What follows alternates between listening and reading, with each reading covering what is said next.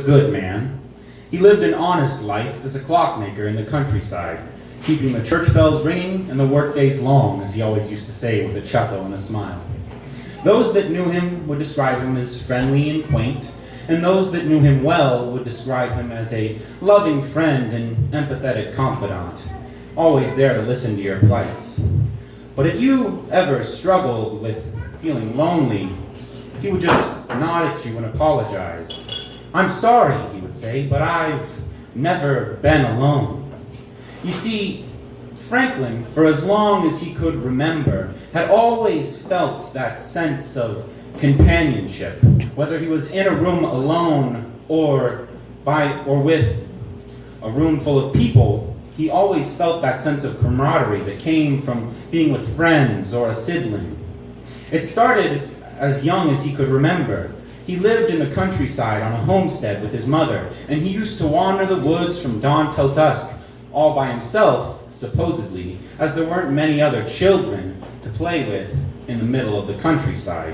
He would come home, and his mother would ask him, What did you get up to today, Franklin?" And he would say, "Well, I was picking mushrooms or hunting toads or jumping in the leaves with my friend." And his mother would say, "What friend?"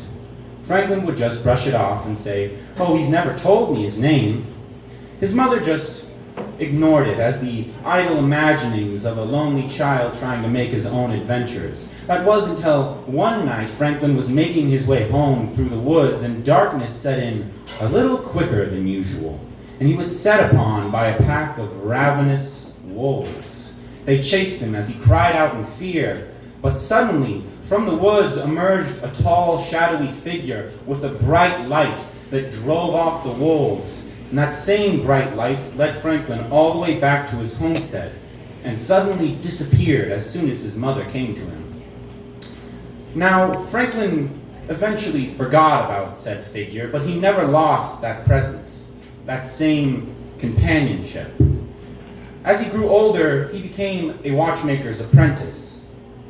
It was one fateful night that he was fixing a clock his mother had given to him for his birthday, that he knocked the oil lantern on his desk to the floor, starting a small fire. He tried to put it out to no avail, and it began to grow. That was until an ungodly gale blew the shutters off his window.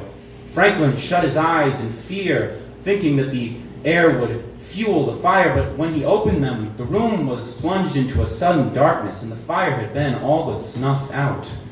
Except the only source of light was a pale moonlight beam coming through his now open window, and within that moonbeam stood the silhouette of a somewhat familiar figure, but before Franklin could place it, it disappeared. Now, Franklin quickly graduated from watchmaker's apprentice to clockmaker. He moved to the city and opened a parlor where he bought and sold and fixed all sorts of timekeeping apparatus. And one day, the city commissioned him to fix the local clock tower. And while he was up there tinkering away, he lost his footing and began to fall. He would have surely fallen to his doom had he not felt the distinct impression of a hand pushing him on the shoulder back onto solid ground. But when he got up and looked around, he was completely alone. But he did not feel alone. You see, this convinced Franklin of at least some kind of existence of otherworldly beings, of spirits, and that he had a benevolent spirit watching over him and his daily actions. But he hadn't seen said spirit for many years after the incident at the clock tower. It wasn't until one night in mid-November he was getting ready to retire for the day and go to sleep when he heard an alarm clock down in his parlor begin to ring.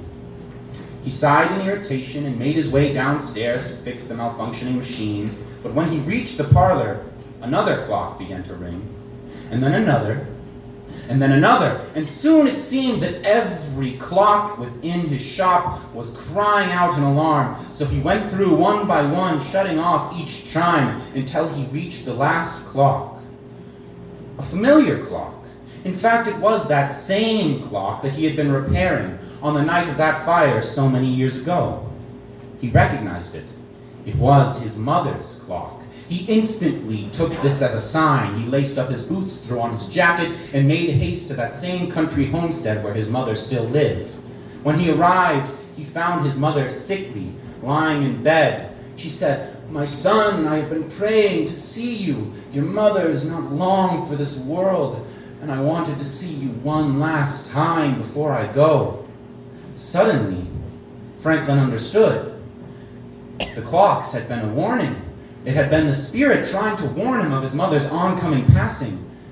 And Franklin had a realization. He needed to tell his mother about this presence, about this spirit, and the impact it had had on his life. So he sat there on at his mother's side and explained everything. The wolves, the fire, the clock tower, even his clock shop that night. And his mother listened with tears in her eyes. She said, "You know, my son, I have never told you, but you're right. You have never been alone. When you were born, you had a brother, but he was too weak to live, and he didn't even make it past a month from his birth." And suddenly, everything clicked into place for Franklin. This spirit, his brother, had been watching over him so that he could continue to live the life that was robbed from his brother.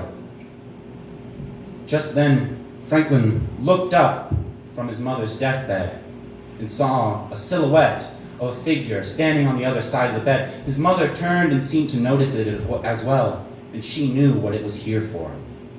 With one last raspy breath, his mother passed on to the next world. And in that moment, a second silhouette appeared next to the first. And for the first time, they were able to embrace mother and son. And they began to slowly fade away. Just then, Franklin felt a tear roll down his cheek. And for the first time, he realized he felt truly alone.